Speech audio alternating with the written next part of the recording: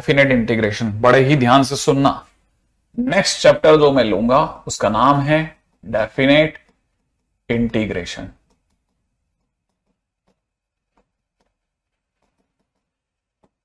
ठीक है, definite integration extreme important chapter.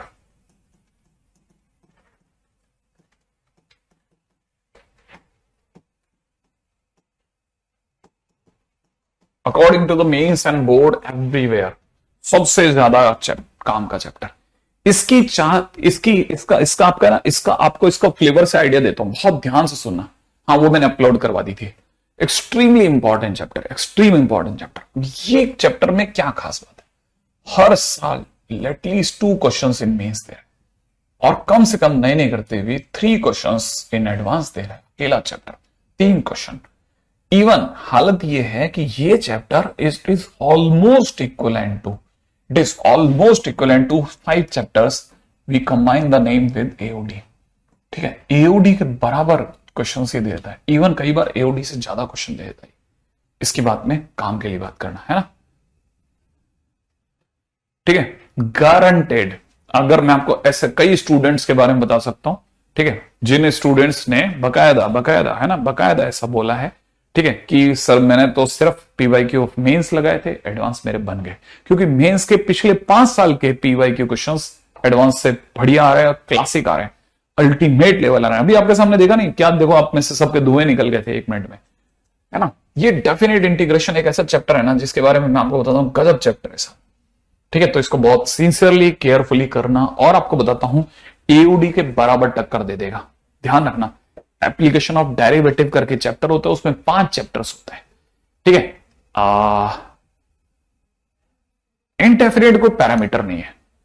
ठीक है, इनडेफिनेट के सारे क्वेश्चंस, अगर भाई आपने शॉर्ट नोट्स बनाए हैं और मैंने जो आपको लिखवाया है, वो जो भी मैंने लिखवाया है ना, वो अगर आपने बराबर लिखा है तो गारंटी से आपके सारे क्वेश्चन बनते हैं। ठीक है, जितने क्वेश्चंस देखो, अगर भाई पीछे के 10-15 क्वेश्चंस को छोड़ दिया तो बाकी सारे क्वेश्चन लिस्ट होते हैं एक के बाद एक।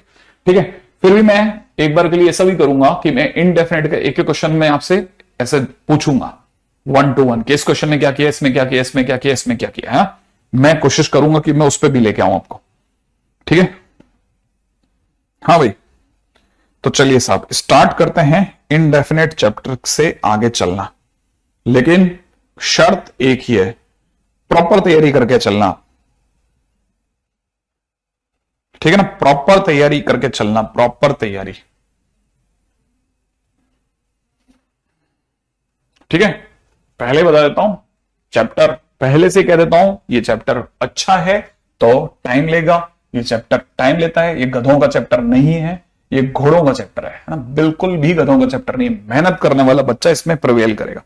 ठीक है, पहली चीज समझने की यह है कि अगर आपने किसी एफ का इंटीग्रेशन करा और आपका आंसर अगर कल को gx + c आ रहा है, तो ये चैप्टर आपको कहता है कि इस बार आप उसी फंक्शन का इंटीग्रेशन किसी गिवन लिमिट a और b के बीच में करें। और अगर आपने ऐसा करा तो आपके साथ क्या होगा कि आपका आंसर जो आएगा वो भी अपने आप में एक लिमिट a और b के बीच में होगा। ऐसा फिजिक्स में आप ऑलरेडी सीख चुके हैं। फिर आप अपर लिमिट रखेंगे तो आपको पता चलेगा कि जी बी इज्जत के साथ प्लस में c दिखाएगा और माइनस में इधर g ऑफ a + c दिखाएगा, और आपको पता है c और c कैंसिल आउट हो जाएगा। और फाइनली आपको पता चलेगा कि आपका इंटीग्रेशन का आंसर हो गया इज्जत के साथ gb - ga, राइट है। और आपको पता चलेगा आपका आंसर हुआ a से b तक fx.dx बराबर में इतना। जैसे ही आपने इतना करा, ठीक है, हम आपको पकड़ लेंगे कि भाई साहब आपके क्वेश्चंस के आंसर में कोई सी आया है क्या, तो आप मना करोगे नहीं सर नहीं आया है, राइट है, तो आप मना कर दोगे सर नहीं आया। सही बात है ना। और अगर नहीं आया है, ओ ओ ओ ओ ओ ओ ओ ठीक है, अगर नहीं आया है तो इसका मतलब ये कि कहानी में से सी गायब ही हो गया। ठीक है, इस कहानी में से सी गायब हो गया, नो सी, नो सी। ठीक है, नो सी। और क्योंकि पिछले चैप्टर में सी था और सी की वैल्यू कुछ भी हो सकती थी, इसीलिए हम उसे कहते थे कि सी की वैल्यू के कारण से इंटीग्रेशन का आंसर इज नॉट फिक्स्ड। ठीक है, इसलिए उसका नाम था इनडेफिनेट इंटीग्रेशन। लेकिन now everything is fixed, c है ही नहीं, so we call it so it is definite now, definite integration. So it is definite integration. बहुत ध्यान से एक एक चीज को समझते संभालते चलना, ठीक है, बहुत ध्यान से समझते संभालते चलना। अगले क्वेश्चन पे फटाफट से आते हैं, अगले टाइटल पे, ठीक है। अच्छा, मतलब सर इसमें सी नहीं है, हां, लेकिन एक काम की बात, ठीक है, जिसका डेफिनेट इनडेफिनेट ठीक ठाक है, डेफिनेट बहुत ज्यादा दूर तक नहीं, तकरीबन 20% पिछले चैप्टर से मैच करेगा, 20% फ्रॉम द ओल्ड वन, और प्योरली 80% नया बच्चे के लिए न्यू चैप्टर है, कंप्लीटली न्यू चैप्टर है। ध्यान से समझ से चलना, इसलिए बहुत ज्यादा पिछले वाले से भी नहीं, लेकिन पिछले वाले को छोड़ा भी नहीं सकता, है ना। अच्छा, सेकेंड पॉइंट के ऊपर बात करते हैं, ठीक है। सेकेंड पॉइंट ये है कि integration from a to b f x dot d x जो है, ठीक है ना, can be defined only when function is defined in a comma b. अगर फंक्शन ए से बी के बीच में हर जगह पे डिफाइंड है, तभी आप डेफिनेट इंटीग्रेशन में उसका यूज कर सकते हैं, वरना आप उसका यूज ना करें।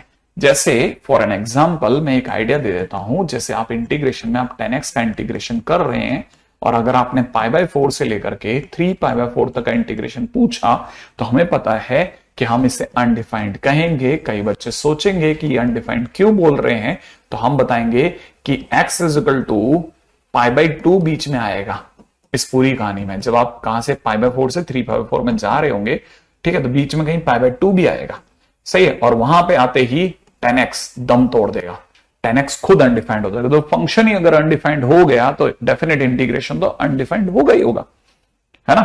तो इसका मतलब ये कि इस जगह पर ये अनडिफाइंड होगा, है ना, एज दिस। ये तो बहुत सिंपल सी बात है। अच्छा, तो फिर सर ये तो फिर फंस गया, इस तरह का इंटीग्रेशन निकल ही नहीं सकता। नहीं, हमने आपको सिर्फ कहा कि डायरेक्ट जाना अनडिफाइंड है, हमारे पास इनडायरेक्ट जाने के बहुत से रास्ते हैं, हम दूसरे रास्तों से भी इसको तय करा सकते, ठीक है। तो पहली चीज तो ये, अच्छा, ओके, ठीक है। अब आगे क्या करा जा सकता है, तो याद रखना, इसका मतलब ये कि बहुत ध्यान से धीरे धीरे चीजों को छोड़ते चलना, पकड़ते चलना। ये हो गया, तीसरे पे पहुंचो, तीसरे पॉइंट पे करते हैं ना।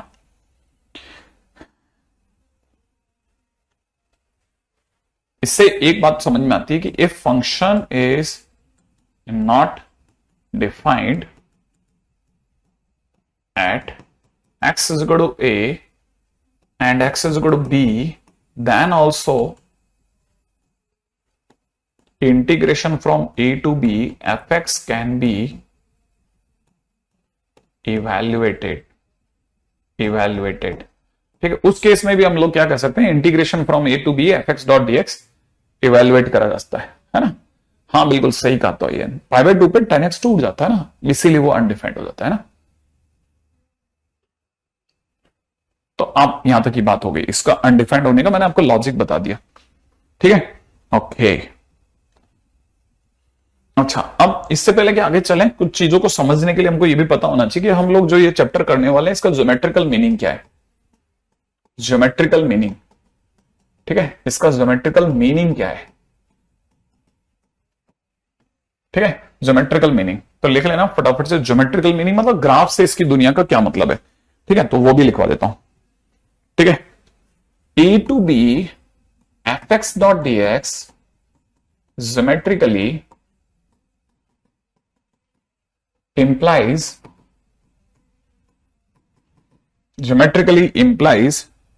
algebraic sum of areas, enclosed, ठीक है, enclosed between continuous function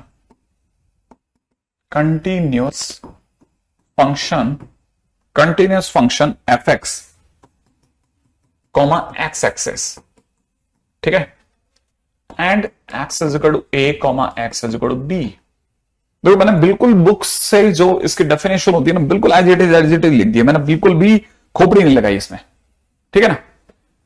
अब जी इनका बिल्कुल बिल्कुल बिल्कुल, तो ये एकदम सही बात बोली कि it is nothing but the area enclose between this one. अब जरा समझने की कोशिश करते हैं। जैसे सपोज करो कि ये हमारा फंक्शन है और ये अपना x is equal to a है, ये x is equal to b, बच्चों का गेम है, ठीक है। तो इसके अंदर जितना भी एरिया इसके और एक्स एक्सिस के बीच में आ रहा है वो निकालने का सीधा तरीका है कि आप ए से बी के बीच में फंक्शन का इंटीग्रेशन कर दो। हाँ, और क्या, फंक्शन का इंटीग्रेशन कर दो। और सर अगर कल को ऐसा हो जाए कि सर हम एरिया निकाल रहे हो और अपना जो फंक्शन है, ठीक है ना, अपना जो फंक्शन है वो ऐसा ना होकर के ऐसे चला जाए, जैसे सपोज करो सर एरिया जो था वो फंक्शन जो था वो सपोज ऐसा चला गया, मैंने कहा ऐसे चला गया, तो कि सर इस केस में ऐसा भी तो हो सकता है ना कि जैसे सर ए जो है वो तो यहां रह गया और बी यहां रह गया, फिर मैंने कहा तो सर एरिया जो होगा वो ये वाला भी होगा और ये वाला भी होगा और ये वाला भी होगा ए से बी के बीच में। हाँ होगा ना, क्यों नहीं होगा। तो अपन ये वाला पॉइंट जैसे मान लो एक बार के लिए कॉल इट सी और इसको अपन डी ले लेते हैं। तो जब आप इंटीग्रेशन करोगे ना ए से बी तक एफ एक्स करके किसी भी फंक्शन का इंटीग्रेशन करोगे तो इस सारे एरिया का एल्जेब्रिक सम दे देगा। एल्जेब्रिक सम का क्या मतलब होता है, एल्जेब्रिक सम का मतलब होता है साधारण जोड़ भाग। साधारण जोड़ भाग, जैसे साधारण जोड़ भाग का मतलब ये कि ये जो एरिया है ना इसको सपोज करो A1 नाम दे दिया, इस एरिया को अपन A2 नाम देते हैं, इसको A3 नाम देते हैं। तो A1 एक्स एक्सिस से ऊपर है इसलिए पॉजिटिव होगा, A2 एक्स एक्सिस के नीचे इसलिए माइनस का हो जाएगा और A3 वापस ऊपर आ गया तो प्लस में वापस में A3 हो जाएगा। ये बात समझ में आ गई, ठीक है। तो अपने को पता चल गया कि कहानी के अंदर क्या हो जाएगा, बस सिंपल हम सिर्फ इनका समअप कर देंगे, simple sum up A1 minus A2 plus A3। ऊपर वाले को ऐसा, ये ध्यान रखना ये काम की चीज है। इंटीग्रेशन आपको ए से बी के बीच में ओवरऑल एरिया का सम दे देगा। इस चीज को समझते हुए आगे बढ़ जाते हैं जल्दी से, अगला क्वेश्चन पे बात करते हैं। नेक्स्ट क्वेश्चन क्या कहता है उसको देखते हैं। ज्योमेट्रिकल मीनिंग, पहली चीज तो इसको पकड़ लो।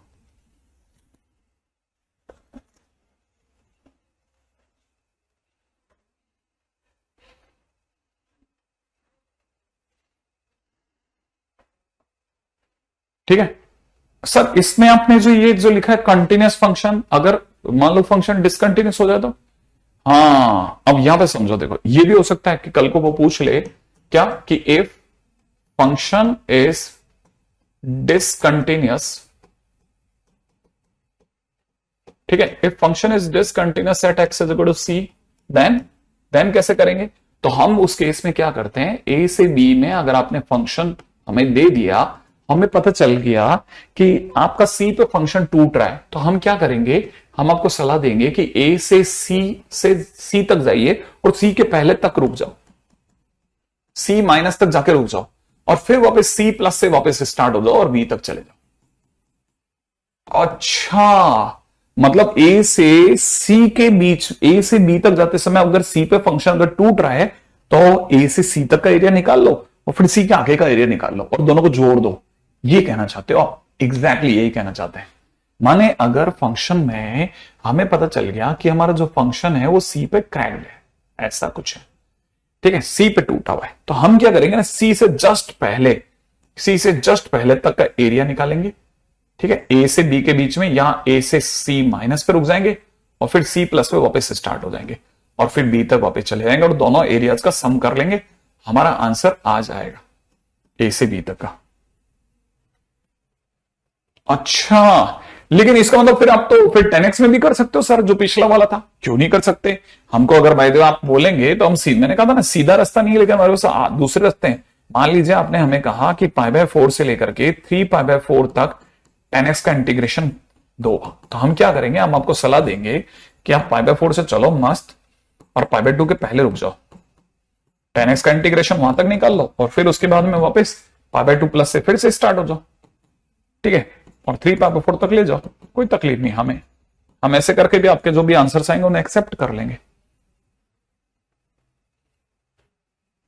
तो अच्छा, ये भी बढ़िया तरीका है। हाँ मैंने कहा ना, देखो कानून इस चीज के लिए कि गलत है, तो इस बात के लिए भी कि इस गलत को कैसे करना है, ठीक है ना, दोनों रास्ते हैं हमारे पास, चॉइस इज योर्स।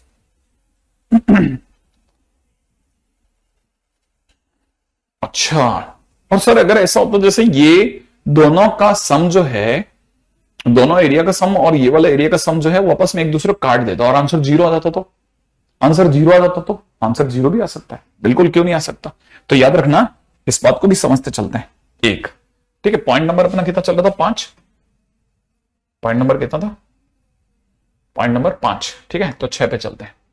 ठीक है, पॉइंट नंबर 6, अगर इंटीग्रेशन में ए से बी के बीच में किसी फंक्शन का इंटीग्रेशन आपने करा और आंसर 0 आ जाए, अगर ऐसा हो गया, ठीक है, तो आपकी नजर में, तो आपकी नजर में है ना, आपकी नजर में, आपकी नजर में, नजर में, आपकी नजर में तो आप ये सोच रहे हो कि जरूर a1 minus a2 plus a3 बराबर 0 हो गया। हाँ, सही सोच रहे हो, मतलब गलत नहीं सोच रहे।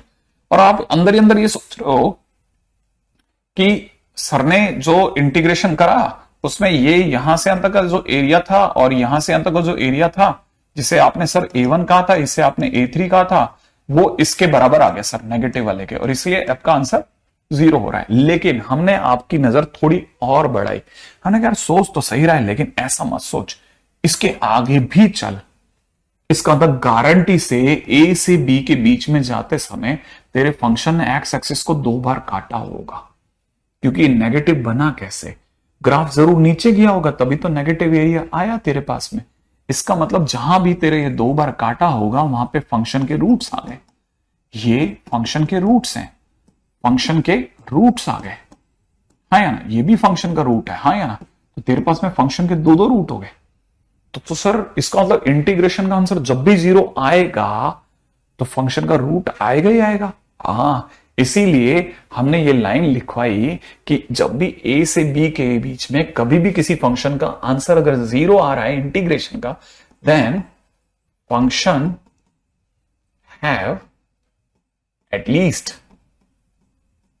1 root in open A B. A से बी के बीच में पक्की बात है कम से कम 1 रूट तो रख ही रहा होगा। अच्छा, ये बात भी क्लासिक है। अब ये छोटी छोटी चीजें जो आने लगी ना, क्या कम से कम 1 रूट की तो हम गारंटी ले गए आपसे।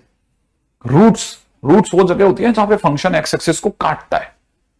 मतलब आप सोचो छोटी छोटी चीजों से कितनी सारी चीजें निकल के सामने आई। ये बात बढ़िया है।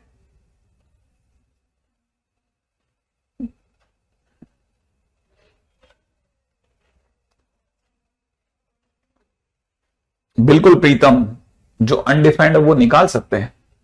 क्या ये भी कह सकते हैं कि पीरियडिक फंक्शन जो है, क्या कहां चला गया वे, अरे लिख के भाग गया, इतना तेजी से निकल गया। क्या ये भी कह सकते हैं कि पीरियडिक फंक्शन जो है उसके पीरियड में इंटीग्रेशन करेंगे? नहीं नहीं नहीं नहीं नहीं नहीं, नहीं ऐसा कुछ नहीं है, ये नहीं कहेंगे। तो ये इसकी जगह पे मैं तो रौनक आराम से करूंगा। एओडी बहुत ही कमाल का जगह है, वो मजा आएगा। अब एमआईटी इंटीग्रेशन बी के क्वेश्चंस ले जाएगा, एक्सट्रीम लेवल तक जाएंगे डेफिनेट में, बिल्कुल देख रहे हैं। मैंने पहले बोल दिया ये गधों का चैप्टर ही नहीं बेटा, ये चैप्टर ही घोड़ों का चैप्टर है। ये तो चीज ऐसी है जिसमें बच्चा यकीन कर लेता है कि अब मेरे को कोई रोक ही नहीं सकता। मतलब ये 4 चैप्टर के बाद में उसको यकीन आ जाता है, यार मैं कम से कम 3 क्वेश्चन तो फोड़ के आऊंगा, साला 3 क्वेश्चन तो फोड़ूंगा। 3 क्वेश्चन तो मैं बजाऊंगा अच्छे से कि भाई 3 क्वेश्चन मेरे बनेंगे ही बनेंगे, इसको तो कोई नहीं रोक सकता।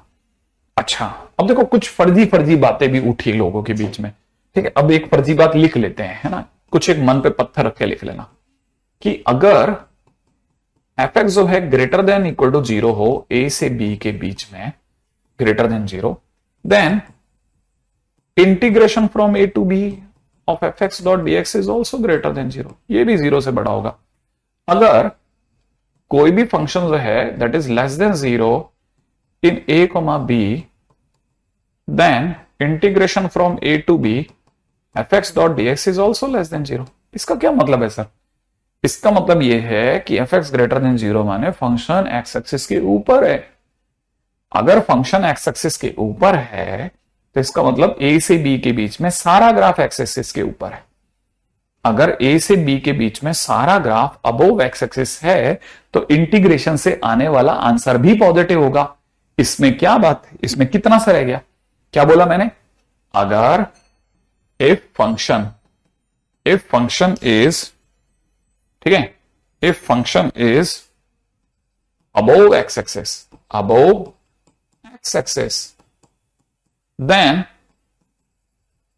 Area will be positive. क्योंकि इंटीग्रेशन का क्या मतलब होता है, डेफिनेट इंटीग्रेशन का मतलब तो एरिया ही होता है। ठीक है, अच्छा। और अगर ऐसा है तो, मैंने कहा ऐसा है तो पूरा फंक्शन ही एक्स एक्सिस के नीचे है, तो ए से बी के बीच में तेरा जितना भी एरिया आएगा वो नेगेटिव एरिया आएगा। आए समझ में? ए से बी के बीच में सारा एरिया कैसा आएगा, नेगेटिव आएगा। काम खत्म, अगले पे बढ़ो। ये ऐसे चिल्लर क्वेश्चन, चिल्लर पॉइंट भी लिखने पड़ेंगे, कुछ एक चीजें ऐसी भी लिखने पड़ेंगे ना। हाँ, ये भी जरूर संभाल के चलना।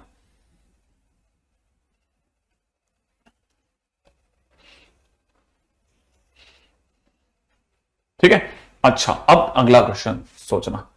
ए से बी के बीच में इस बार भी ऐसा हो सकता है कि फंक्शन के पीछे dx ना दे रखा हो, dgx दे रखा हो।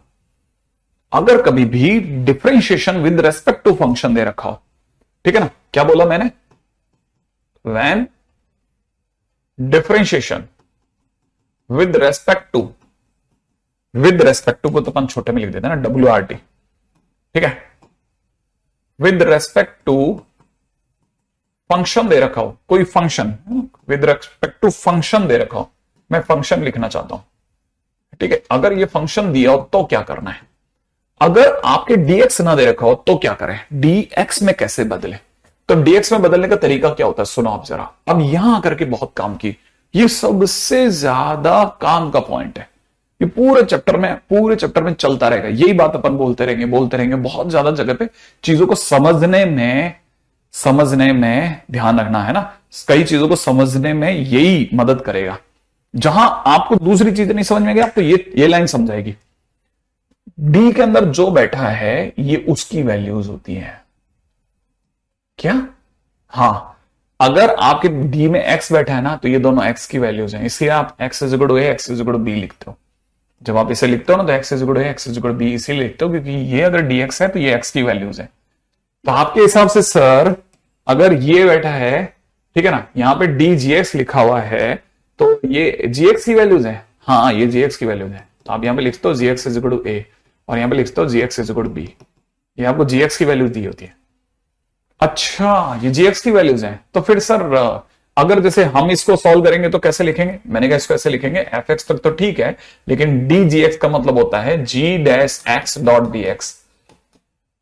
सर ये नहीं पकड़ में आया, कैसे? अरे ऐसे ना, देख सोच जरा, dgx कभी तेने पढ़ा क्या, नहीं पढ़ा। एक्चुअल में dgx अपॉन dx पढ़ते हैं पूरा। इसका डिफरेंशिएशन क्या होगा, अरे सर ये तो g डैश x होगा, फिर क्या लिखेगा, dgx लिखा रख और इस dx को उधर भेज दे, g dash x dot dx ऐसा लिख दे। तो हम क्या करेंगे ना, जो dgx लिखा है ना उसको g dash x dot dx लिख देंगे। अब जैसे हमने लिखा है ना, मेरा मतलब क्या लगा, कहानी पकड़ में आ गई, हमने ये लिखा, लेकिन लिखते ही परेशानी खड़ी हो गई क्योंकि यहां dx लिखते ही इधर x की लिमिट चाहिए। अब gx की नहीं चलेगी, तो हमको यहां से x निकाल के लाना पड़ेगा। लेकिन लाओगे कैसे, हम यहां लिखेंगे x की जगह पे कितना, कुछ आइडिया तेरे को? अगर gx बराबर है तो x बराबर कितना, एनी आइडिया? कुछ भी। अगर gx बराबर है, तुक्का लगाना। हाँ खुल करके, हाँ सोच ले, सही सोच रहा होगा। थोड़ा सा क्लोज है। देख, अगर gx अगर a है तो x बराबर में g इनवर्स ए हो गया, g उधर जाकर g इनवर्स हो जाएगा। ठीक है, अब सोच, gx बराबर b है तो x बराबर कितना हो गया, g इनवर्स ऑफ b हो गया। तो इसका मतलब अब नई लिमिट जो हो जाएगी ना, वो हो जाएगी g इनवर्स a से लेकर के g इनवर्स b तक। एग्जैक्टली, बिल्कुल सही बोल रहे हैं आप लोग। मेरा जानने के लिए यहां तक की बात समझ में आ गई होगी, है ना। अब ये जो चीज मैंने आपको लिखवाई ना, जिसको मैं इस तरह से मस्ती में लिखवा रहा हूं, ठीक है, इनको इंप्लीमेंट भी कर लेते हैं। जैसे मान लीजिए किसी ने क्वेश्चन में हमारे को दे दिया, बहुत सिंपल सा क्वेश्चन ले रहा हूं, ठीक है, आप खुद देखना और फील करना कितना मुश्किल क्वेश्चन है। एक्स स्क्वायर इंटू में डी एल एन एक्स दे दिया, ठीक है बेटा। अब लेकिन हम तो डिफरेंशिएशन पीछे dx देखने के आदि हैं, यहां तो डी एल एन एक्स आ गया, तो हमको तो पसंद नहीं आएगा ना। अब डी एल एन एक्स पे आते हैं, डी एल एन एक्स, लेकिन d l n x upon dx होता है प्रॉपरली। तो अच्छा, अब बता इसका क्या मतलब होगा, differentiation of l n x. L n x का डिफरेंशिएशन क्या होता है, 1/x, है ना। तो बता जरा, डी एल एन एक्स अगर छोड़ना हो उधर तो क्या लिखा जाए, इट इज इक्वल टू, इस dx को उधर ले जाओ ना, हाँ सही बोल रहे हैं, 1/x.dx ऐसा लिख दें, है ना। अच्छा ये उठा करके वापस लिख देते हैं। तो जैसे ही मैं इसकी अगली लाइन में लिखूंगा ना, तो x² इंटू इसकी जगह क्या लिख दूं, ये लिख दूं, तो यहां कितना हो जाएगा बेटा 1/x.dx, ये हो जाएगा। x काट दूं, क्या पढ़ने में, लेकिन रुको रुको रुको रुको, जैसे ही मैंने dx लिखा ये लिमिट किसी चलेगी अब। हाँ हाँ सोच सोच सोच, है ना। जैसे ही मैंने पीछे यहां dx लिखा, अभी तक ये ln x की वैल्यूज थी, अब यहां dx लिखते यहां मुझे x की वैल्यू चाहिए, है ना। तो इसका मतलब ये कि ये किसकी वैल्यू है, -1 किसकी वैल्यू है, ln x की। सोच जरा, ln x बराबर कितना है, -1, तो x बराबर कितना होगा। हाँ तो ln क्या होता है, हाँ सोच सोच सोच सोच सोच सोच सोच, क्या तेरे को पता है ये log x बेस e है बराबर -1, तो x बराबर कितना हो जाएगा, हाँ e पावर -1। अब सोच वैसे ही ये किसकी वैल्यू है, ये किसकी वैल्यू है, ये ln x, तो ln x बराबर कितना है 1, तो इसका मतलब log x बेस e बराबर कितना है 1, तो x बराबर कितना हो गया e की पावर 1, सही है ना। तो मेरी नई लिमिट अब x की वैल्यूज में चलेंगी, तो यहां से आंसर हो जाएगा 1/e और यहां से आंसर हो जाएगा e। क्या क्लियर हो गया। अच्छा अब अपने को एक्स एक्स कट जाएगा, क्या रह गया x dx का इंटीग्रेशन, x का इंटीग्रेशन x का स्क्वायर अपॉन 2, और लिमिट कहां से कहां तक लगाऊंगा बेटा 1/e से e तक। अब जल्दी से e लिखते हैं, e लिखते कितना हो जाएगा e²/2 माइनस में 1/e लिखूं, सोच लेगा तू, मैं अपना आंसर लिख रहा हूं, तो बताना सही है कि नहीं। e की पावर -2/2, ये आंसर हो गया मेरा, यही आंसर हो गया, सही है। तो ये क्वेश्चन अपने आप में बहुत अच्छा क्वेश्चन हो गया, सिंपल एंड ग्रेट।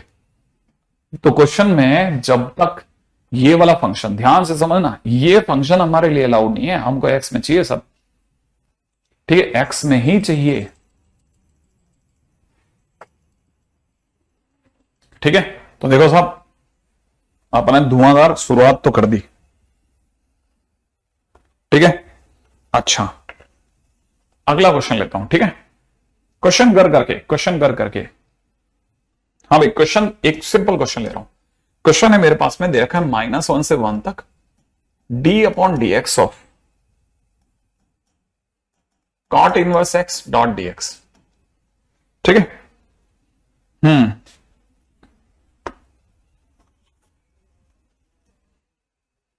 ठीक है। अब इस क्वेश्चन के अंदर क्या इंपॉर्टेंट है, इस क्वेश्चन में क्या अच्छा है पता है आपको, बड़ा इंटरेस्टिंग है। दो बातें दिमाग में आती है बच्चे के, दो बातें आती है सर, एक तो डिफरेंशिएशन कर दो सर इसका, ठीक है। एक से क्वेश्चन में 1/x है, इसको भी ठीक कर दूं पहले से, है ना। एक तो क्वेश्चन के अंदर 1/x है, इसको ठीक कर लेते हैं 1/x। हाँ भाई, तो मन में दो बातें आती है, पहली कि सर डिफरेंशिएशन कर दो, ठीक है, और दूसरा नहीं नहीं नहीं नहीं सर डिफरेंशिएशन मत करो, डिफरेंशिएशन और इंटीग्रेशन एक दूसरे को काट देंगे सर, हाँ या ना। दो बातें आती है ना दिमाग में, एक तो डिफरेंशिएशन कर दो और दूसरा क्या कर दो, दूसरा क्या कर दो, दूसरा क्या कर दो, दूसरा क्या कर दो, दूसरा डिफरेंशिएशन और इंटीग्रेशन एक दूसरे को काट दो, है ना। लेकिन रुको, ऐसा नहीं करना। आपको ये जानकर के अच्छा होगा, पता चलेगा कि जैसे ही उसने dx लिखा आपका x -1 से 1 में हो गया। और आपको यह भी पता होना चाहिए कहानी में अंदर कलाकार x नहीं है, 1/x है। और 1/x जो होता है वो डिसकंटिन्यूस होता है, कहां पर 1/x कहां डिसकंटिन्यूस होता है, 1/x कहां पर डिसकंटिन्यूस होता है, बिल्कुल बिल्कुल सही जवाब, जब x 0 होता है, एट x इक्वल टू 0 पर, और x इक्वल टू 0 इन दोनों के बीच में आ रहा है या नहीं आ रहा है, आ रहा है। तो मतलब ये कि ये फंक्शन अपने आप में डिसकंटिन्यूस फंक्शन। तो हम इससे पहले कि इंटीग्रेट करें कुछ भी करें, हम तुरंत आपसे ये चाहेंगे कि आप पहले इसको संभालो, क्योंकि इसके घर में आग लगी पड़ी है। अब आप क्या करो, 0 से पहले जाके रुक जाओ, d/dx ऑफ, यहां लिख लो cot inverse 1/x dot dx, और फिर आगे लिखो वापस 0 के प्लस से स्टार्ट करो 1 तक जाओ, और वापस लिखो d/dx of cot inverse 1/x dot dx। फिर जाकर के आप विचार करना कि अब मुझे करना क्या है, ठीक है। यहां तक की बात भी समझ में आ गई, क्या आपको बात समझ में आ गई? अगर यहां तक की बात समझ में आ गई तो करना क्या है, ठीक है। यहां के आगे क्या क्या कहते हो आप, अब सर इंटीग्रेट कर दो सर आप, तो आप बोले तो इसको हटा देता हूं, कॉट इनवर्स एक्स पे चल लेते हैं। याद है ना, ये दोनों एक दूसरे को हटा देंगे, डिफरेंशिएशन और integration will remove each other. तो फाइनली मेरे पास में रह जाएगा कॉट इनवर्स में कितना, 1/x। लिमिट क्या रह जाएगी, -1 से लेकर के और 0 माइनस तक। सही है। प्लस अगर देखा जाए तो यहां क्या होगा, यहां पे भी कॉट इनवर्स 1/x रह जाएगा और लिमिट हमारी कितनी हो जाएगी, 0 प्लस से लेकर के और 1 तक। करेक्ट है। अब हम 0 माइनस रखते हैं। ठीक है, जैसे मैं 0 माइनस लिखूंगा कॉट इनवर्स में कितना हो जाएगा, 1/-h। समझने वाला समझ जाएगा, यह है समझ में बेटा तेरे 1, और यहां पे आ जाएगा माइनस में, फिर कॉट इनवर्स में 1/-1। मैंने -1 रखा तो 1/-1। करेक्ट है, इसका काम खत्म। प्लस अब दूसरे वाले में जब मैं 1 रखूंगा तो इट इज कॉट इनवर्स 1/1 माने 1 माइनस कॉट इनवर्स, समझदार व्यक्ति समझेगा 1/h। यहां तक आ रही है समझ में गाड़ी। अब ध्यान से h की जगह क्या डालना है, h की जगह 0 डालता हूं तो ये समझना, ये कॉट इनवर्स में माइनस इंफिनिट बन रहा है कि नहीं बन रहा, बन रहा है ना, माइनस साइड है तो माइनस इंफिनिट बनेगा। और ये माइनस, याद है कॉस कॉट सेक में माइनस बाहर आता है पाई माइनस होकर के, तो मैं लिख रहा हूं पाई माइनस कॉट इनवर्स 1। अगर आप समझदार हो या 10 बराबर है कॉस कॉट सेक में, याद है तेरे को, तो कॉट इनवर्स में पाई माइनस कॉट इनवर्स 1 हो जाएगा। इसका काम खत्म करो, आगे बढ़ो। कॉट थीटा में 1 π/4 पे आता है, ये तो π/4 हो गया। अच्छा यहां पे हो जाएगा कॉट इनवर्स। अब बता, इसका तू बता दे बस, h की जगह क्या करा जाए। बहुत बढ़िया, क्या बात है, प्लस का इन्फिनिट, एकदम सही जवाब, प्लस का इन्फिनिट। क्लासिक खेल रहे हो, क्लासिक। ठीक है, अब जरा जल्दी से समझना क्या क्या चीजें ऐसी हैं जो हमको क्लिक कर सकती हैं। ठीक है, जल्दी जल्दी से सोचना। ठीक है, कॉट इनवर्स का ग्राफ, याद है तेरे को कॉट इनवर्स का ग्राफ, कॉस कॉट सेक, तीनों ग्राफ कहां से काम में होते हैं, नहीं कहां से काम में होते हैं, कॉस कॉट सेक के ग्राफ कहां से काम में होते हैं, 0 से। सही बोल रहा है, 0 से पाई। क्या बात है, मैं कहता तेरे याददाश्त बहुत प्यारी चीज है, बहुत, I am fan of it. याददाश्त जबरदस्त है। 0 से काम में होते हैं पाई में।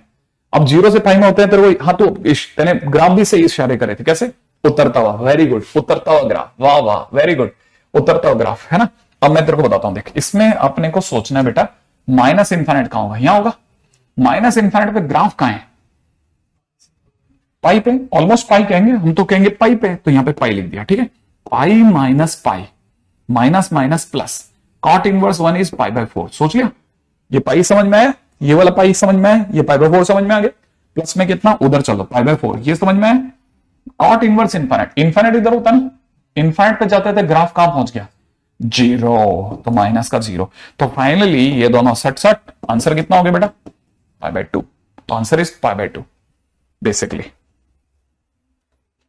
सही है, यहां तक की बात समझ में आया। अगर बाई द वे, हाँ अब कितने लोगों को ये क्लियर हो गया कि क्या याद है कि 0 का मतलब 0 माइनस h होता है, याद आ रहा है।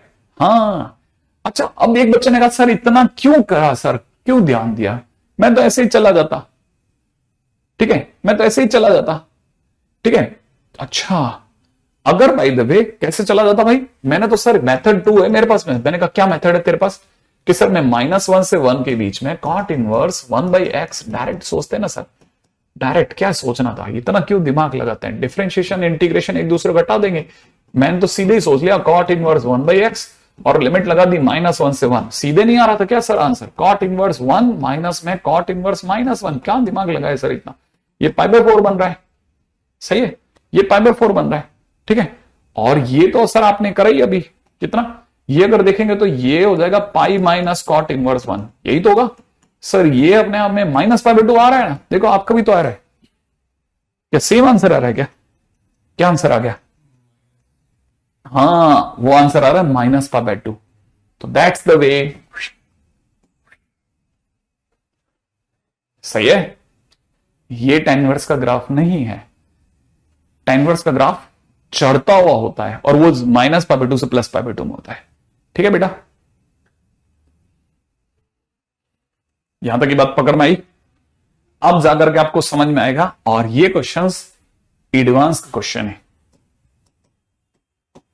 ठीक है, उन्होंने ही हम जैसे लोगों को ये बताने के लिए कि तुम कंटिन्यूस नहीं मानते ना, लो देखो हम तुम्हें जलवा दिखाते हैं।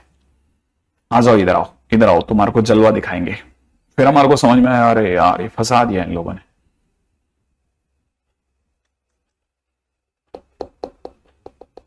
ठीक है, ये हुआ क्वेश्चन। फटाफट से सही भी लिखना और गलत को भी कॉपी करना। क्या आप में से सभी लोगों को यह क्वेश्चन पकड़ में आ गया है? सर इस चैप्टर में फंक्शन की जरूरत है क्या? नहीं, कितनी कहां जरूरत पड़ती है किसी भी चीज की? थोड़ा बहुत तो आइडिया रखना ही पड़ता है हर चीज का। अब तो सब जुड़ जुड़ के आएंगी चीजें।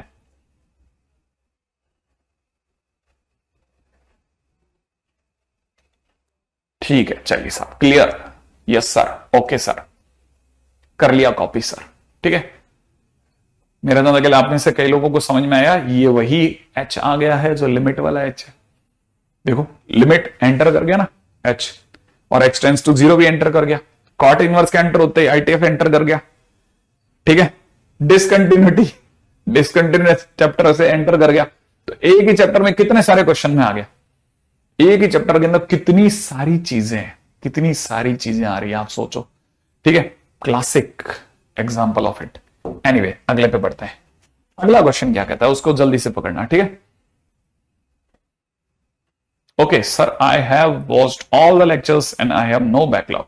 यानी बस मेरे को पता है कि बेटा तू 7 बना रहे ना, मैं तेरे तुम जैसे कई स्टूडेंट हैं जो लगातार रिप्लाई देते हैं, मैं उनका इंतजार करता हूं कि वो रिप्लाई देंगे कि नहीं देंगे, आज क्लास में वो आए हैं कि नहीं आए हैं, ऐसा सोचते हैं हम लोग, है ना।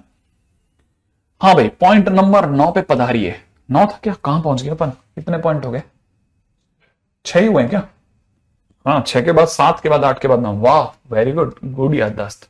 ठीक है, क्वेश्चन नंबर 9 पे, पॉइंट नंबर 9 पे आइए।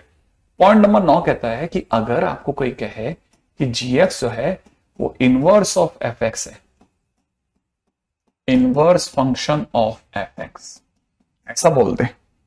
ठीक है, या फिर ब्रैकेट में दे रखा हो g of f x is equal to x, क्योंकि ये भी वही निशानी है, g f x is equal to x मैंने इनवर्स की निशानी है। और साथ में ही बोले कि फंक्शन में बी डालने पे सी, फंक्शन में सॉरी ए डालने पर, फंक्शन में ए डालने पर सी और फंक्शन में बी डालने पर डी आता है, ये भी बोल रहा है। देन आप याद रखेंगे कि f x dot d x का integration from a to b और जी एक्स का integration from c to d dot d x कभी भी करा तो याद रखना आंसर ऊपर ऊपर माइनस नीचे नीचे होता है। ठीक है, हाँ, क्या आंसर ऊपर ऊपर माइनस नीचे नीचे होता है। मतलब बताता हूं, ऊपर ऊपर कौन है? बीडी, नीचे नीचे कौन है? एसी। बस ये आंसर होता है जब भी ऐसा होता है। मतलब क्या, ये इस कहानी का क्या मतलब है? इस कहानी का मतलब बताता हूं, पहले देखो जरा। कहानी में कभी भी रियलाइज हो जाए ना कि दो फंक्शन दे रखे हैं। क्या बोला मैंने? ध्यान, एल्बो पकड़ना। 2 फंक्शन दिए हो, 2 फंक्शन इंटीग्रेशन में हो। ठीक है, पहला, सेकेंड फर्स्ट का इनवर्स हो। ठीक है, देन यूज अबोव फार्मूला। ठीक है, तब ये अपना ये वाला फार्मूला यूज करना। ऐसा कैसे, ऐसे कैसे, ऐसे कैसे, ऐसे कैसे? ठीक है, बताता हूं। जैसे मान ले तुझे प्रसंग ये दिया गया कि इंटीग्रेशन में 0 से 1 तक e की पावर x डॉट dx दे रखा है और प्लस में दे रखा है 1 से लेकर के e तक ln x डॉट dx। मान लो क्वेश्चन में ऐसा दे दिया गया, मान लो क्वेश्चन में ऐसा दे दिया गया। ठीक है, मान लीजिए क्वेश्चन में ऐसा दे दिया गया। अगर ऐसा दे दिया गया तो इसको समझना। अगर ऐसा दे रखा है कि इसकी वैल्यू क्या है तो आपकी नजर पड़नी चाहिए ना, क्यों नहीं पड़ी, कि ln x is inverse function of e power x। ये तो इसका इनवर्स है सर। और एक फंक्शन अगर दूसरे का इनवर्स हो, आपस में जुड़ रहे हो, और ध्यान से मेरा स्टाइल पकड़ना।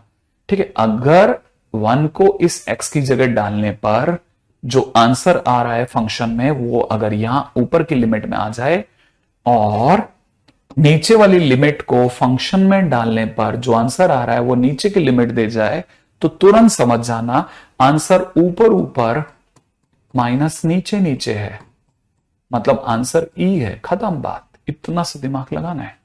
क्या बोला, 1 को यहां डालने पर 1 को यहां रख, e पावर 1 बनेगा। e पावर 1 क्या होता है, e। 0 को यहां रख, e पावर 0 क्या होता है, 1। क्या ये आ रहा है कि नहीं आ रहा? आ रहा है तो तुरंत समझ जा कि अच्छा ये तो फार्मूला लग गया सर। मान ले क्वेश्चन में ऐसा नहीं दिया जाए, ठीक है, मान लो क्वेश्चन में आपको इंटीग्रेशन में क्वेश्चन में दिया जाए कितना, क्वेश्चन में दे रखा हो 0 से लेकर के 1 तक e की पावर में under root e power x dot dx, plus दूसरी तरफ से दे रखा हो e से लेकर के e रूट e तक, ठीक है, e रूट e तक, है ना। क्या दे रखा है, 2 ललन x डॉट dx, और फिर पूछ ले क्या इंटीग्रेशन का आंसर क्या होगा। तो आपको तुरंत दिमाग लगाना है। क्या लगाना है, तुरंत दिमाग लगाना है। सीखा था तेने, क्या सीखा था मैंने, दो फंक्शन का सम दे रखा है, दो फंक्शन इंटीग्रेशन में सम किया है।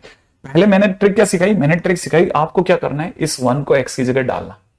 क्या पढ़ने में बेटा, e की पावर अंडरूट e, क्या यहां लिखा हुआ है, अब 0 डाल बेटा इसकी जगह, e की पावर 0 1 अंडरूट 1, अंडरूट 1 बन गया ना, अंडरूट 1 कितना होता है 1, e की पावर 1 e, तो ये बन रहा है ना पास में, हाँ या ना। तो फिर तो कुछ नहीं करना, ऑटोमेटिकली अंडरस्टूड है कि अगर ऐसा है तो हमारे को पता चल गया कि आंसर हो जाएगा 1 इंटू ई की power under root E minus 0 into ई, माने आंसर हो जाएगा e की पावर अंडरूट ई। ठीक है, लेकिन सर कंफर्म तो करना चाहिए ना, हाँ करना चाहिए बिल्कुल, ये बात इससे मैं एग्री करता हूं कि आंसर लगाने के साथ साथ ये कंफर्म कर दो कि ये वाकई में एक दूसरे के इनवर्स हैं। ठीक है, लेकिन कैसे करें, देखो याद दिलाता हूं कैसे आखिरकार इनवर्स पक्का करते हैं। ठीक है, अब यहां पर कई बार है ना, कई स्टूडेंट है ना ऐसे भी हैं जो इधर से उधर उधर से इधर शिफ्ट हुए हैं, उनको जरूर तकलीफ आती है। जो बराबर बने हुए हैं ना, उन्होंने एक एक चीज सीखी है। देख जरा, वाई मिला, याद है, इनवर्स फंक्शन निकालने के लिए एक्स तक जाते हैं, याद आ रहा है, एक्स तक जाना है तो पहले इसको उतारो नीचे, उतारने के लिए क्या करूं, लॉग ले लो। अगर मैंने लॉग ले लिया तो लॉग वाई बेस ही करूंगा बेटा, ये करूंगा। इधर लॉग लेते ही क्या होगा, लॉग बेस में ई की पावर अंडर रूट ई पावर एक्स, ऐसे ही तो होगा, याद है ना। अच्छा, ये जो पावर है जम करके आगे आ जाएगी, तो यहां से कितना रह जाएगा, अंडर रूट ई पावर एक्स। अच्छा, लॉग ई बेस ई का क्या होगा 1, इसको तो भूल जाओ मैं, सामने से क्या हो गया एल एन वाई बन गया, बन गया। अब देख अंडर रूट हटाओ, अंडर रूट हटाते क्या होगा बता, एल एन वाई का स्क्वायर, यहां कितना हो जाएगा ई की पावर एक्स, यही होगा। अब मैं वापस से लॉग ले रहा हूं, ले लू, पक्का पक्का ना, तो मैं लॉग ले रहा हूं एल एन वाई का होल स्क्वायर, सोच लिया, हाँ या ना। इधर क्या हो जाएगा लॉग एल एन माने लॉग ई पावर एक्स, अब एक्स जम करके आगे आ जाएगा, और लॉग ई बेस ई का क्या होगा 1। तो फिलहाल मेरे पास में एक्स की वैल्यू क्या आ गई बेटा, ये 2 तो जम करके आ गया ना, तो यहां कितना लिखूंगा एक्स इजगुड में 2 एल एन वाई, और फिर मैंने सिखाया था जैसे ही एक्स आ जाए एक्स की जगह लिख दो एफ इनवर्स एक्स, सिखाया था ना। और फिर वाई की जगह क्या लिखना, जल्दी सोच, वाई की जगह क्या लिखते हैं इनवर्स में, नहीं एक्स, एक्स की जगह एफ इनवर्स एक्स और वाई की जगह एक्स। क्या यही फंक्शन पास में दे रखा है कि नहीं दे रखा, माने ये अगर मेन फंक्शन है तो ये उसका इनवर्स फंक्शन है, माने मैंने कंफर्म कर दिया कि हाँ ये फंक्शन है तो ये उसका इनवर्स फंक्शन है। एक चीज, क्या ये क्लैरिटी है ना, बहुत जरूरी है आपके लिए ऐसा क्वेश्चन का किया हुआ होना।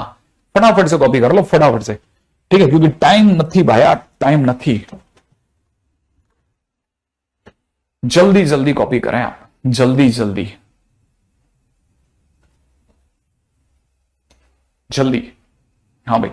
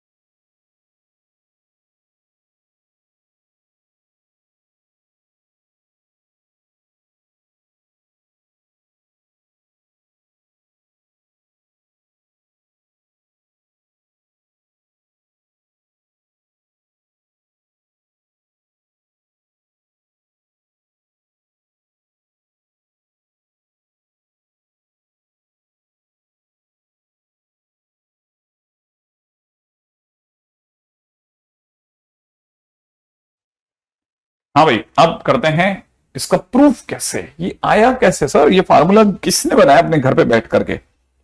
कौन बना गया ये फार्मूला? ठीक है, ठीक है, थोड़ा सा क्वेश्चन के अंदर एंटर करते हैं। हाँ भाई, क्वेश्चन में आ जाए, एंटर करें। ठीक है, इसमें एक चेंज के साथ मैं एंटर कर रहा हूं, बड़े ध्यान से अगर आपने लिख लिया हो तो एक चेंज और लिख लेना। ठीक है, एक चेंज तो यह है कि पहला इसे GY/DY लिख देना। ठीक है, ताकि हमारा काम आसान हो जाए। GY.dy अगर आपने ये लिख दिया तो मेरे पास में क्वेश्चन के अंदर ये हो जाएगा कि मुझे क्वेश्चन में जो इसका LHS दिख रहा है वो दिख रहा है क्या, कि integration from A to B fx.gx plus में आपको दिख रहा है क्या, C से D आपको दिख रहा है GY, Y नहीं है वो, Y तो fx होता है ना, तो GFX लिखा हुआ है। डॉट dy की जगह भी तो सर dfx होगा फिर। हाँ होगा ना, कोई तकलीफ थोड़ी ना है, होने दे। आप समझ जरा कि अगर ऐसा है तो मैं कुछ कुछ सोच सकता हूं। क्या क्या सोचा जा सकता है क्वेश्चन के अंदर? एंट्री लेवल पे काफी सारी चीजें ऐसी हैं जो सोची जा सकती हैं।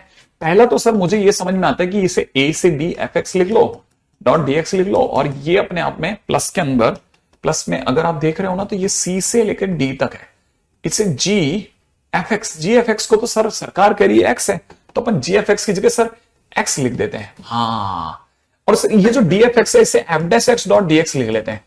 फिर क्या करेगा? फिर सर मेरे को ऐसा लगता है दो चीजों का मल्टीप्लीकेशन है, तो मल्टीप्लाई को ध्यान में रखते हुए कि मल्टीप्लाई है इसलिए पक्की बात IBP लगा लेता हूं मैं, तो सोच रहा हूं तो अपन एक काम करते हैं, A से B तक fx.dx को पकड़े रखते हैं और यहां IBP लगाते हैं। आया समझ में? अब इसमें से किसका इंटीग्रेशन ज्यादा मजेदार रहेगा, तेरे को क्या लगता है?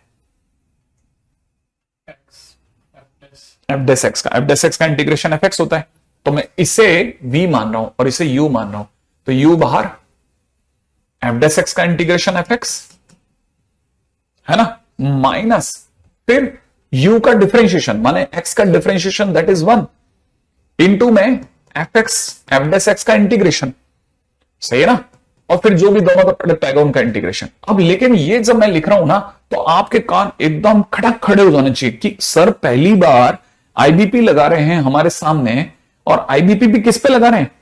IBP भी किस पे लगा रहे हैं? IBP भी नॉर्मल पे नहीं लगा रहे, IBP पहली बार लगा रहे हैं सर डेफिनेट पे। डेफिनेट में IBP कैसे काम करती है वो सुनो और वो सीखो, वो सिखाने के लिए ये उठाया जाता है। जैसे आप C से D में चल रहे हो ना, तो इंटीग्रेशन करोगे C से D तक। अब ये पूरा नहीं हुआ है, ये भी सॉल्व होगा। अच्छा तो सर यहां पे भी तो लिमिट C से D तक ही जाएगी ना? मैंने कहा नहीं, जैसे ही आपने ऐसा लिखा मैं आपको तुरंत रोक दूंगा। क्या रोक दोगे? सुनो, अब आप देखो इंटीग्रेशन में ये हटाओ, ये हटाओ, ये हटाओ, ये हटाओ, ऊपर चलो। ऊपर आपने मेरा एक रूल बायस कर दिया। मैंने सिखाया था कि जब तक ये dfx है, ये दोनों किसकी वैल्यूज हैं? fx की, याद है ना, अंदर वाले की। तो इसका मतलब ये कि फंक्शन की वैल्यू क्या है?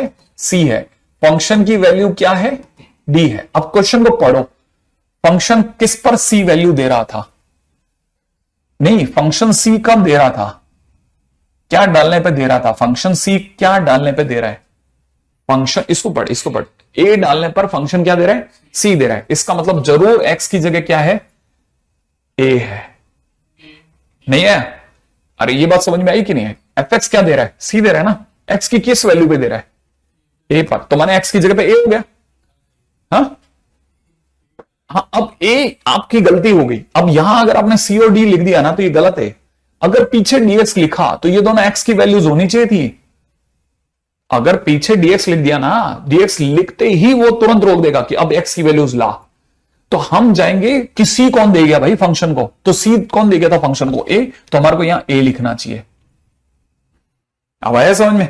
अच्छा तो सर फंक्शन में सर d भी तो b रखने पा रहे हैं, तो मुझे यहां d नहीं लिखना चाहिए। नहीं, b लिखना गलत है, यहां बॉम्बे b लिखा जाएगा, d लिखना गलत है, दिल्ली लिखना। ये कहानी समझ में आई? ये पहली चीज है जो आपको रियलाइज होनी चाहिए। अब दूसरी चीज, वो तो बिल्कुल बराबर बोल रहा था कि जैसे ही ऐसा हुआ, अब आप यहां a यहां b लिखो, यहां a लिखो, यहां b लिखो, लिख दो, और लिखते ही तेरे को दिख जाएगा a से b फंक्शन दिख गया। ये माइनस का और ये ये दोनों तो कट गए। कटते ही आपने दिमाग लगाया कि भाई ये तो कट गया, अब बी वैल्यू रख दूं तो क्या लिखेगा, बी, बता जल्दी से लिमिट बता, पहले बी रखूं, बी रख, बोल बोल क्या लिखूं। हाँ तू बोल दे, सही बोलता है तू, सही बोलता, तू बस बोलता नहीं है। हाँ बी एफ बी बराबर है सर, आगे बोल, माइनस ए एफ ए, सही है ना। अब जल्दी से सोच के बता, एफ बी की वैल्यू दिए कितनी, डी, तो b d minus f a की वैल्यू दिए, जल्दी पढ़, सी, तो क्या लिखूं यहां,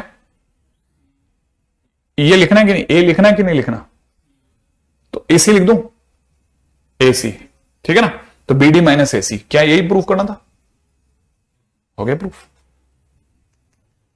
इसमें proofing was not at all important. कितनी ऐसी जगह थी जो इस पूरी कहानी में आपको रोक करके मुझे बतानी थी, दो ऐसी जगह थी जहां पर मैं आपको बहुत डेडली रोकना चाहता था। मैं चाहता था कि आप रुको, अच्छे से रुको, बहुत मन से चाहता था कि आप रुक जाओ। एक तो मैं आपसे चाहता था कि आप ये समझो कि y की जगह fx लिखा जा सकता है और ये x है, पहली चीज। और ये आप वजह से बदलो, आप लिमिट बदल लेना, नहीं तो मैं आपको फंसा दूंगा, ठीक है। दूसरा, मैं आपसे बिल्कुल 100% चाहता था कि आप इंटीग्रेशन में, डेफिनेट इंटीग्रेशन में IBP कैसे लगाते हो सीखो। जो बाहर आ गया, सॉल्व हो गया, उस पर इंटीग्रेशन पूरा लग जाता है, उस पर लिमिट अलग लगती है, और जो अनसॉल्व रह गया उस पर लिमिट बची भी रह जाती है। मैं ये सिखाना चाह रहा था कि कहानी में इस चीज को लेकर चलना, ठीक है। जैसे 2 क्वेश्चन करेगा ना, तेरे को दिख जाएगा कि इस तरह के क्वेश्चन में ऐसे निकलना है, ठीक है। आगे बढ़ रहा हूं, है ना। हालांकि मैंने क्वेश्चन करवा दिए थे, उसमें कोई इश्यू नहीं है, लेकिन मैं आपको ये भी बता देता हूं, बहुत अच्छा क्वेश्चन। मेरा दादा पिछले, अगर आप 3 इयर्स में देखोगे ना, तो 3 सालों के पेपर में, किसके, एडवांस के 3 सालों के पेपर में एक क्वेश्चन, है ना, इतना गंदा दिखने में कि स्टूडेंट ने छोड़ दिया। और पता है, हम लोगों ने सर पीटा अपना कि यार बीडी माइनस एसी नहीं लगाया उसने, बस सिंपल बीडी माइनस एसी का क्वेश्चन बच्चे छोड़ के आए हुए, अपर माइनस लोअर, बस इतना से काम करना। तो फिलहाल आज के दिन पे तो अपन ये जो भी चीजें करते आ रहे हैं ना, सारी की सारी बेसिक है। कल के दिन से ये सब नहीं उठेगा, कल के दिन से इंटीग्रेशन अलग लेवल पर चला जाएगा, राइट है। अगला क्वेश्चन है द लास्ट क्वेश्चन, सुनिएगा और बताना मेरे को, ठीक है। तैयार रहिए। क्वेश्चन में दे रखा है इंटीग्रेशन फ्रॉम 0 to 1 e की power x square into x minus alpha dot d x is equal to 0। Then alpha के लिए बोला जा रहा है पहला कि अल्फा 0 से बड़ा है, अल्फा 0 से 1 के बीच में है, और अल्फा 1 से ही छोटा है, बस सिर्फ इतना पता है। और अल्फा जो है वो 1 से बड़ा है। ऑप्शन ये, ऑप्शन वो, ऑप्शन ये, ऑप्शन वो, ठीक है। आगरा, बॉम्बे, कलकत्ता, दिल्ली, ठीक है। अब सोचना, हाँ भाई अब तेरे को बताना है, फटाफट से बता। हमने किसी पॉइंट में ऐसा सोचा बेटा कि डेफिनेट इंटीग्रेशन का आंसर 0, ऐसा कभी सोचा है? डेफिनेट इंटीग्रेशन का आंसर 0 कब होता है? जब, हाँ, बराबर एरिया हो। जब ऊपर नीचे कैसा एरिया हो? बराबर एरिया हो, है ना। जब ऊपर नीचे बराबर एरिया हो, अगर ऊपर नीचे बराबर एरिया तो ये काम बराबर चलता है, हाँ। तो अपने को ये पता है कि अगर ऊपर नीचे बराबर, अच्छा एक और बात बताता हूं, एक इंटरेस्टिंग बात बताता हूं तेरे को, शायद तेरे को नहीं याद होगी।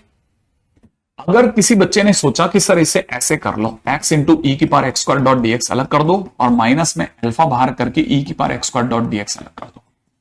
मान लो किसी ने ऐसा सोचा, तो ये सोचना भी मत, ये सोचना भी मत। कारण बताएगा तू बेटा, क्यों नहीं सोचना? ऐसे इंटीग्रेशन में क्या बुराई है? जल्दी बताना है तेरे को, अगर पता है तो बता, नहीं है तो मेरे बताता हूं। नहीं पता? नहीं, ई की पावर एक्स स्क्वायर नॉट इंटीग्रेटेबल है, इसका इंटीग्रेशन ही नहीं होता, इसका इंटीग्रेशन ही संभव नहीं है, इसलिए ये रास्ता गलत रास्ता होगा, ठीक है। तो पहली बात, इसे क्रॉस करेंगे अपन कि नहीं, इस रास्ते से नहीं जाएंगे। हम इस जगह पे ये सोचेंगे कि हमारे डेफिनेट इंटीग्रेशन का आंसर 0 आ रहा है, हाँ या ना। डेफिनेट इंटीग्रेशन का आंसर कितना आ रहा है? आंसर 0 है। क्या ये बात समझ में आई? डेफिनेट इंटीग्रेशन का आंसर 0 तभी आ सकता है जब positive area is equal to negative area हो, हाँ या ना। इतना हमें पता है। तो हम, कुछ पता नहीं है फंक्शन के बारे में, इसलिए हम एक नकली ग्राफ बनाते हैं, ठीक है, जिसमें हम अपने आप को खुश करेंगे कि हम एक ऐसा ग्राफ बनाते हैं जो कि x इजिकल टू 0 से x इजिकल टू 1 के बीच में हो, जिसमें मैं आपको दिखा सकूं कि देखो भैया जितना पॉजिटिव एरिया है, जितना x एक्सिस के ऊपर का एरिया है, उतना ही x एक्सिस के नीचे का एरिया है, तभी तो 0 आया होगा। ये बात पक्की हो गई। और अगर ये पक्का हो गया तो मेरे को ये भी बताइए, बड़े ध्यान से सोचना, ये ऐसा हुआ होगा क्योंकि इंटीग्रेशन का आंसर 0, तो ऐसा हुआ होगा।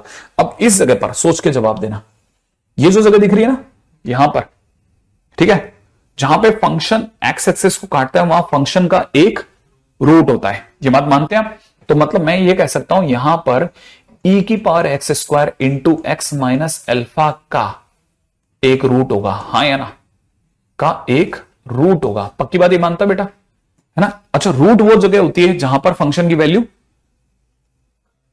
नहीं, फंक्शन की वैल्यू क्या होती है? रूट वो जगह, रूट वो वैल्यूज होती है एक्स की जहां जिसको रखने पे फंक्शन क्या आंसर देता है?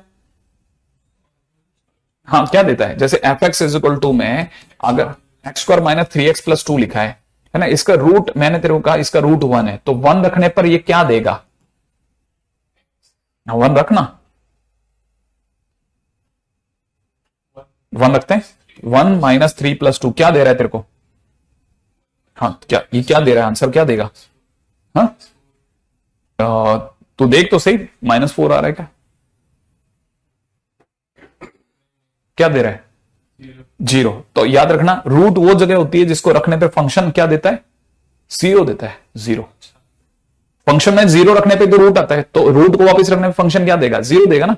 अब सोच के बताना, अगर बाय द वे ये इस फंक्शन में e की power x square into x minus alpha का एक रूट है, तो यहां पर फंक्शन का आंसर क्या होगा? 0 होगा। हाँ, तो इस जगह पर e की power x square into x minus alpha का आंसर क्या हो गया बेटा? 0 हो गया। और जैसे ही 0 हुआ, इस बंदे ने हाथ खड़े कर दिए। किसने? इस पार्टी ने। इसने कहा अरे रुको रुको रुको भाई, मैं तो एक्सपोनेंशियल फंक्शन हूं, exponential functions are always positive, तो ये तो पॉजिटिव है, भाग गया। सही है ना, कि मैंने थोड़ी 0 दिया, इसने दिया होगा, एक्स माइनस अल्फा ने 0 दिया होगा। हमने कहा अब अपन अल्फा की तरफ मुड़ गए, अल्फा तूने 0 दिया, तो यहां से पता चला एक्स की वैल्यू क्या आ रही है? अल्फा। माने इस जगह पर एक्स की वैल्यू क्या है? अल्फा। सोच, एक्स की वैल्यू यहां कितनी है? अल्फा। यहां कितनी है? और यहां कितनी है? 1। तो अल्फा कहां हुआ? 0 से 1 के बीच में। तो बताओ ऑप्शन में कौन से ऑप्शन में जाऊं? B option is the right option. बिल्कुल सही बात, इसीलिए अल्फा 0 से 1 के बीच हुआ। एग्जैक्टली सही आंसर है। ठीक है, तो बताइए अब दादा, इस पूरी कहानी का इंटीग्रेशन किया अपन ने? हमने सिर्फ एक डायग्राम को सोचा और एक रूट के बारे में सोचा, रूट से हमारा सारा आंसर आ गया। और क्वेश्चन को करने का इसका बेस्ट तरीका ये। ठीक है, ऐसे क्वेश्चंस ध्यान में रखना, जो भी मैं कॉपी में कर रहा हूं वो सब समझ लेना, कहीं ना कहीं अटकेगा ही अटकेगा, उसके हुक कहीं ना कहीं किसी ना किसी सही जगह अटकेंगे। आज के दिन पे एलिमेंट्री एक्सरसाइज पढ़ के आना, पूरा करके आना जितना हो सकता है। ठीक है, बस वही होमवर्क है।